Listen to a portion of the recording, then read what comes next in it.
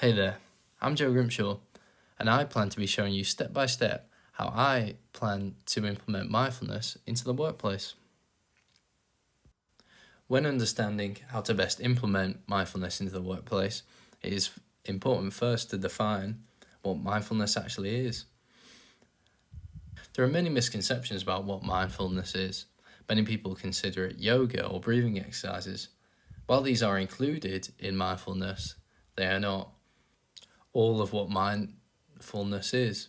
As stated by Williams and Perman, it's a way of being and boils down to attention and awareness. The benefits of mindfulness can be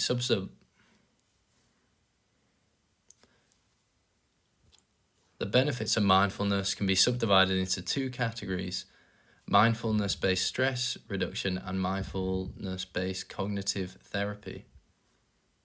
Mindfulness can help deal with chronic stress, hypertension, and anxiety. It can improve concentration. It has health benefits and can improve happiness, thus decreasing the rates of depression and irritability. This all sounds all well and good, but as a business owner, how would this benefit me? Less stress and anxiety and improved health leads to less time taken off sick. Sick days will end up costing your business money, and improved happiness will lead to improved output and therefore more money. So with all these proven benefits, you must be asking yourself, why isn't this common practice? And it's true, it isn't. In America, in 2017, only 14.3% of people have meditated in the past 12 months. Well, is this number increasing? Well, yes, but at a slow rate at the moment. Most people who meditate seem to do it to reduce stress and anxiety or to deal with negative experiences. This shows it will be particularly beneficial to businesses who have tight deadlines which lead to stressed out staff.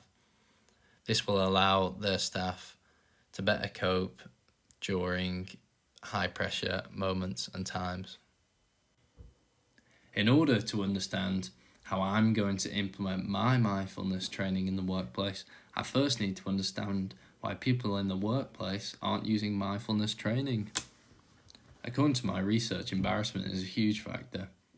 As well, busy people don't prioritize mindfulness and find it hard to subsequently fit it into their weekly plan.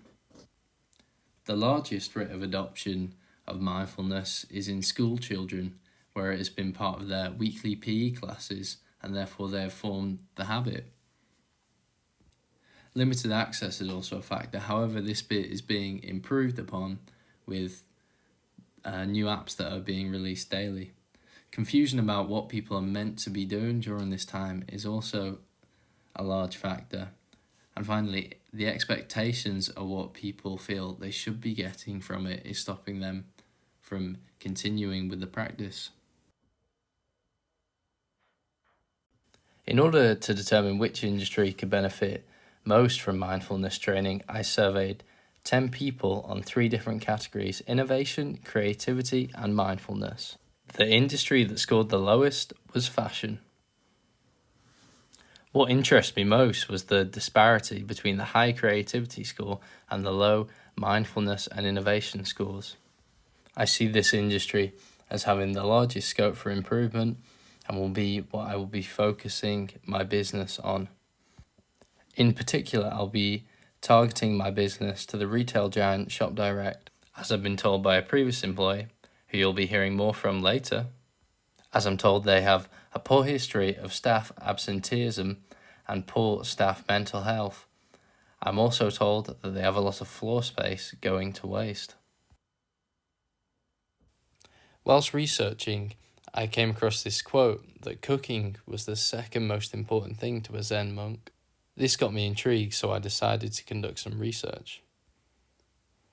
It turns out that all the benefits that can be obtained from mindfulness can also be obtained from cooking. As previously mentioned, there are a lot of reasons why people don't engage in traditional forms of mindfulness. Cooking helps bypass this because it is familiar. and not seen as much of a leap as meditation, whilst maintaining all the benefits. When you combine that 25% of people in the fashion industry are more likely to experience mental illness, with the fact that absenteeism costs UK businesses 77.5 billion a year, goes to show just how big an impact cooking could have. Then I outlined my initial business proposal.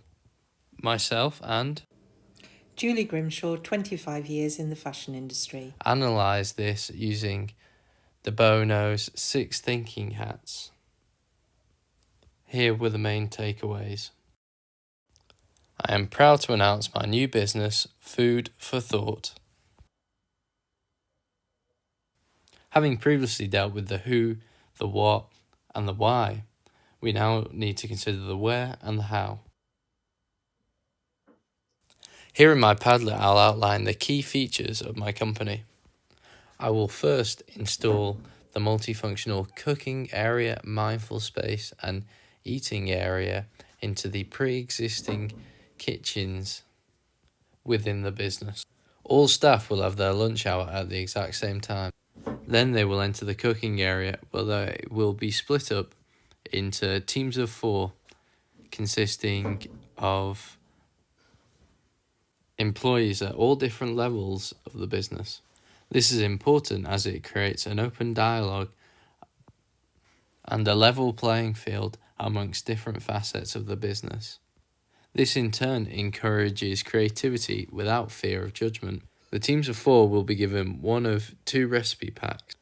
One will encourage divergent thinking, open recipes, where very little about how the recipe will be made is told to the team. Or the other, convergent thinking, recipes which require specific measures in order for the recipe to work. This will instill a team-related organisational culture, where employees and managers work to one true goal. Mindfulness will be practiced not only through the art of cooking, but also through the art of conversation. I have created an open forum where people can discuss problems that they're facing either at work or at home. This relieves stress. To aid this, I've come up with the novel concept that the cookers will be powered by a decibel meter. This ensures that employees are constantly cooperating to ensure the task at hand gets done. The mindfulness skills they've learned can be applied throughout their daily life when cooking and when elsewhere. What does the future hold for my business, Food for Thought? My business is scalable within the fashion market and outside it. Furthermore, if my customers continue to adopt the food parcel, I could diversify to directly supply to customers' houses. Because of course, mindfulness isn't just for an hour at lunch, it is a way of life. And that concludes my presentation. I hope you've enjoyed it, and thank you for listening.